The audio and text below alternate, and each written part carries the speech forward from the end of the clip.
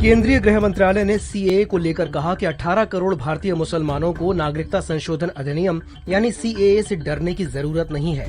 इससे भारतीय मुसलमानों की नागरिकता और समुदाय पर कोई असर नहीं पड़ेगा। वे भारत में रहने वाले हिंदुओं की तरह ही अपने अधिकारों का इस्तेमाल कर सकते हैं।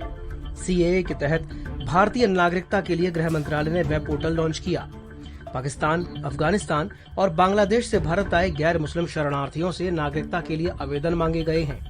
केंद्र ने 11 मार्च को सीएए का नोटिफिकेशन जारी किया था। इसके साथ ही ये कानून देश भर में लागू हो गया। असल में मुस्लिमों के एक धड़े ने सीएए को लेकर चिंता जताई थी। गृह मंत्रालय ने इसी पर सफाई दी है। गृह मंत्रालय ने बयान में ये भी कहा है कि अफगानिस्तान, पाकिस्तान और बांग्लादेश में अल्पसंख्यकों पर अत्याचार हो रहा है, जिसके कारण पूरी दुनिया में इस्लाम का नाम खराब हुआ। इस्लाम एक शांतिप्रिय धर्म है जिसमें धार्मिक आधार पर ना तो नफरत और ना ही हिंसा की बात कही गई है। आइए आपको बताते हैं कि सीएए के लागू होने से पहले क्या क्या और कब कब हुआ। 2016 में भारतीय नागरिकता कानून 1955 में बदलाव के लिए नागरिकता संशोधन विधेयक यानी कि सीएबी संसद में पेश हुआ था। 10 दिसंबर 2019 को विधेयक लोकसभा में पास हुआ। 11 दिसंबर 2019 को ये विधेयक राज्यसभा से पास हुआ। 12 दिसंबर 2019 को राष्ट्रपति की मंजूरी के साथ ही सिटीजनशिप अमेंडमेंट एक्ट बन गया।